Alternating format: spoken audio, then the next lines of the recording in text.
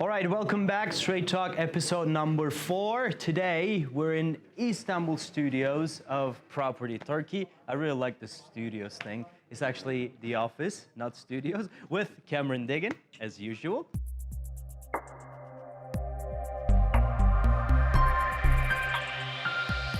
Today, we will be talking about something very important for people who are looking for investing into Turkey, okay?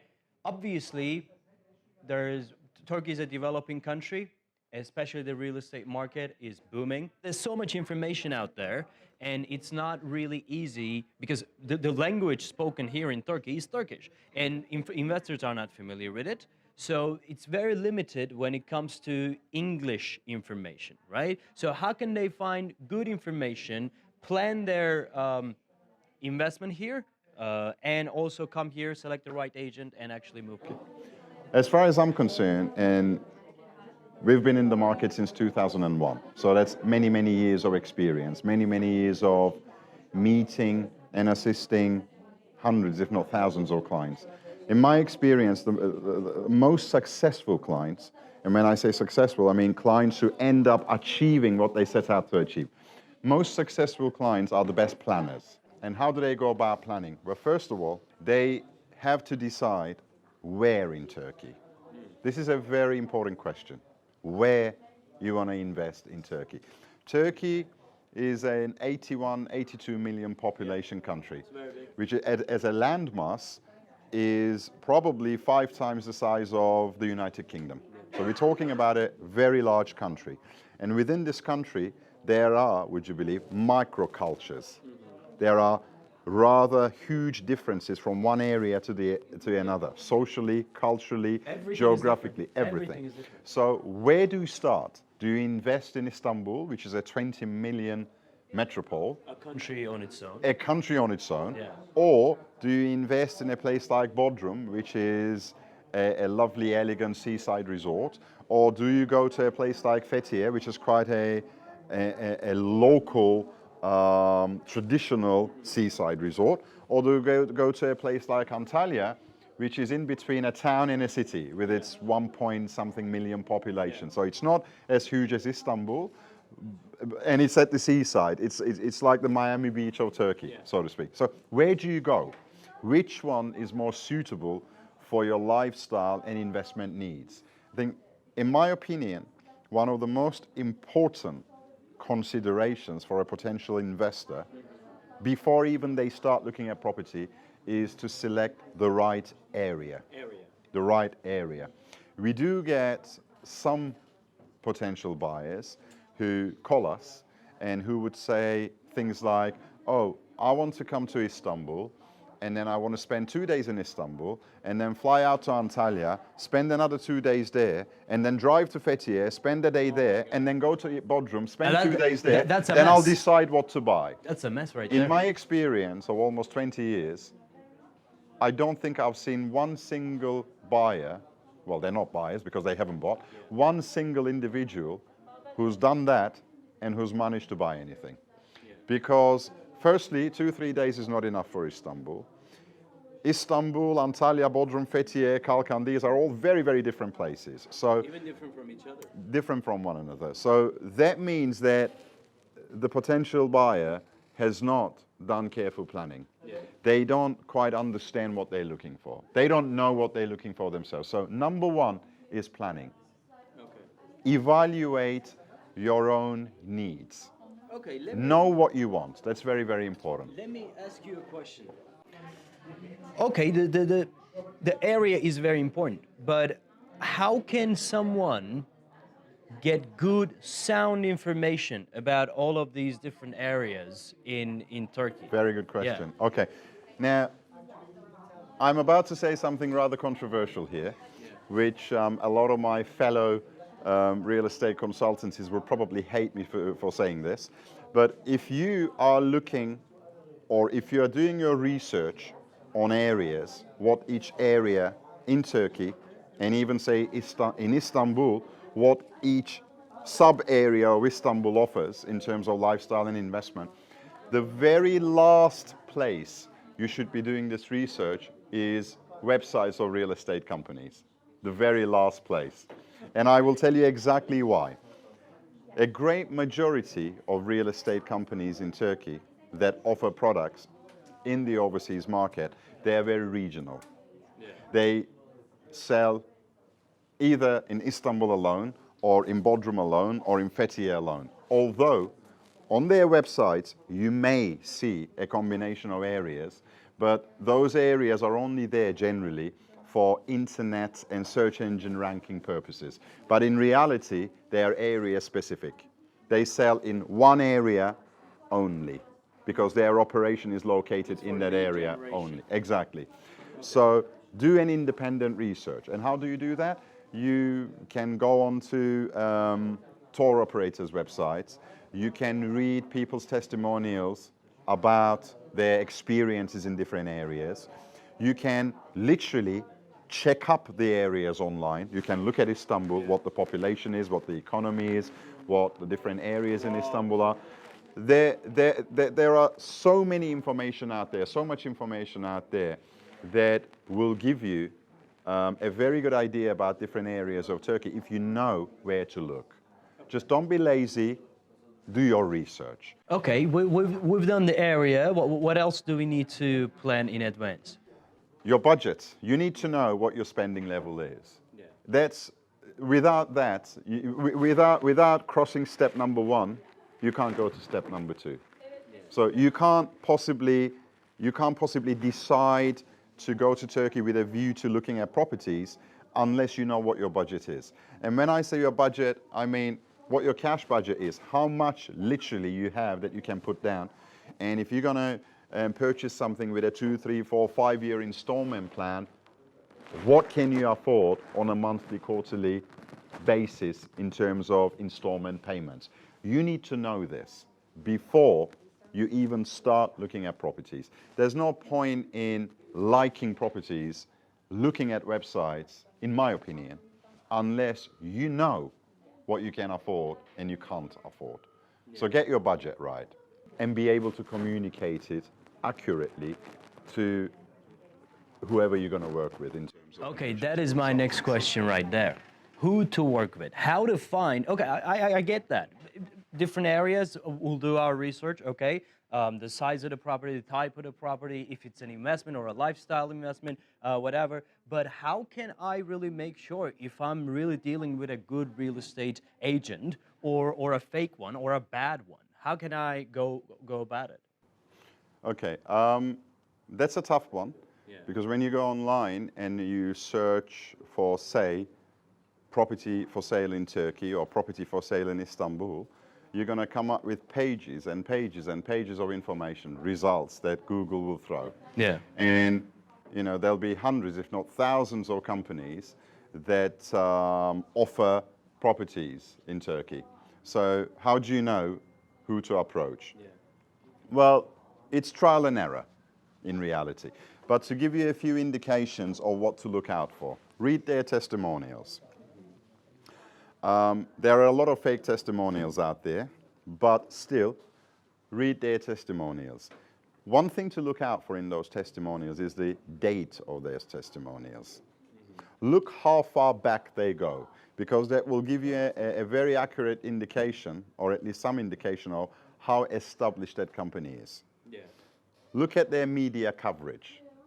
Literally, type the name of the company, and if you know the name of the major operators or the owners of the company, type their names in Google and look to see if they feature in reputable media, such as Financial Times, New York Times, the Telegraph, the Daily Sabah in Turkey. It's not easy to be featured. Like it's not easy to be featured on those media outlets, is it? It's not. You got to be a top-level agent or top-level company to be featured in those media outlets. If you've been around a long while, yeah, and if you have the right visibility, believe me, sooner or later, they will come to you.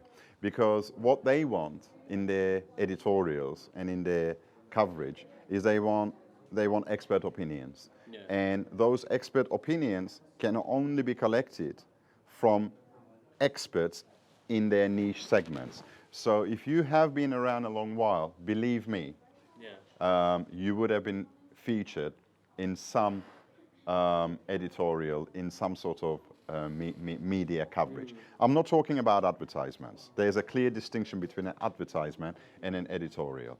But you will be featured in there. Look for those because they are very important clues as to how reputable and how well established a company is. Okay. And other than that, visit their offices, see who they are. Well, that's of course once you come to Turkey, but do your due diligence on these agents and consultants because there are thousands out there. And being in the sector for 20 years, I know for a fact that of those thousands, 80–90%, taxi drivers turn real estate agents, butchers turn real estate agents. All right, then without not diving too deep into your company's secrets, okay? That's not my intention. Can you tell me how a good real estate agent operates? Or rather, how do you guys operate? I think the key is transparency. I really do. I think the key is being open and honest with clients.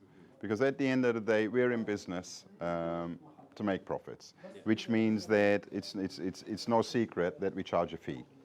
We earn most of our fees from sellers, from developers, construction companies, but we earn a fee.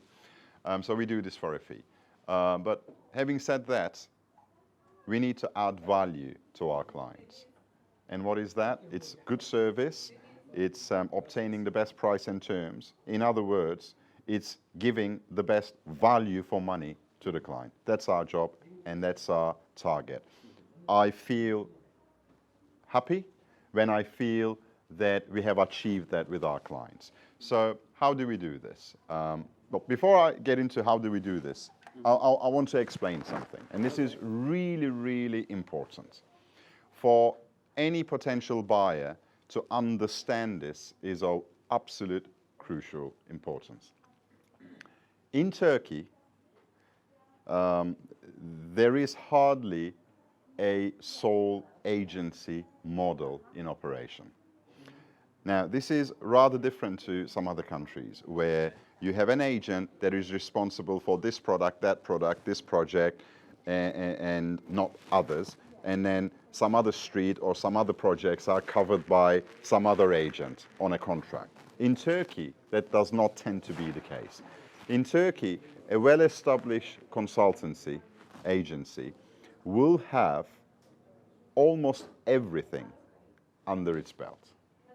That's what I mean. There is no sole agency model.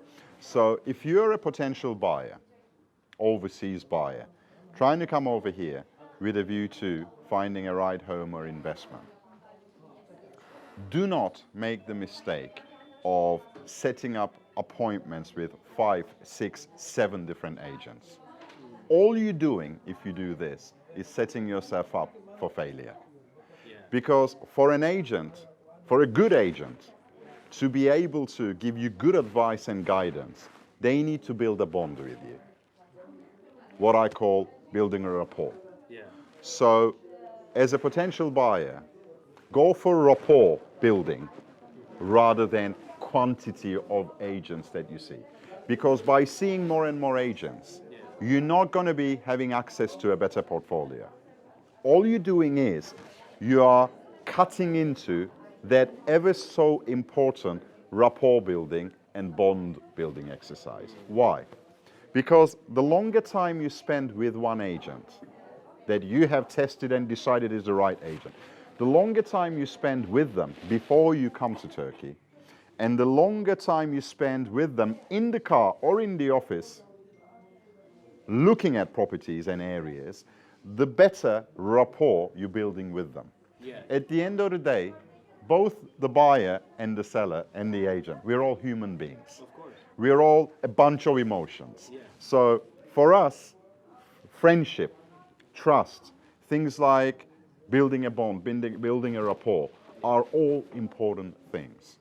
When we feel that we have a close rapport with someone, we have a good bond with someone, we are going to go the extra mile, the extra step to help that person.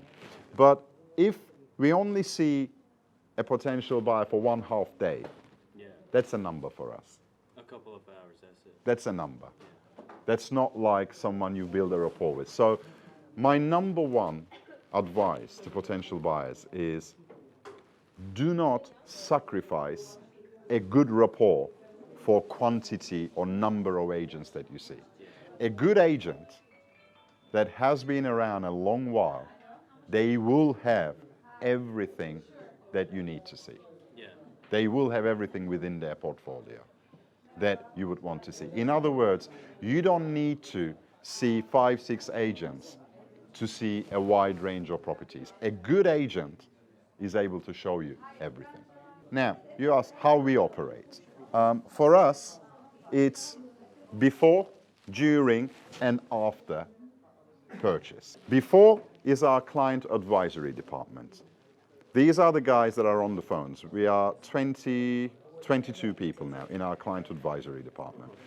Most of these guys have been in the sector for many years. They know the areas they advise on inside out. Yeah. They're really, really experienced. So our client advisors build the bond with our clients. Sometimes they work with these clients not for weeks, months, but for years before these clients come over here. So imagine the level of expertise, the level of rapport that they have built in that time. Yeah. And when they come, then our field consultants kick in. These are the guys who generally are constantly on the road. They're making new deals, they're finding new properties, they're signing new contracts.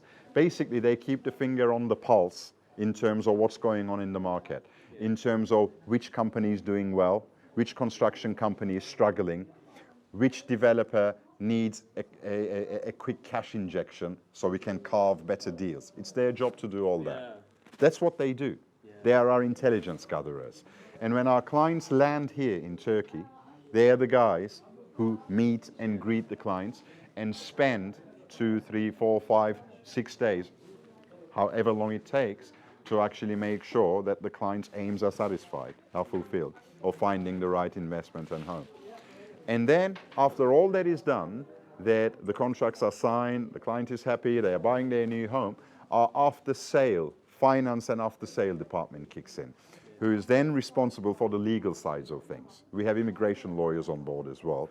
And then these guys are responsible for literally managing, maintaining, and extracting the maximum return on investment for our clients on their properties. So for us, it's before, during, and after. That's our complete cycle.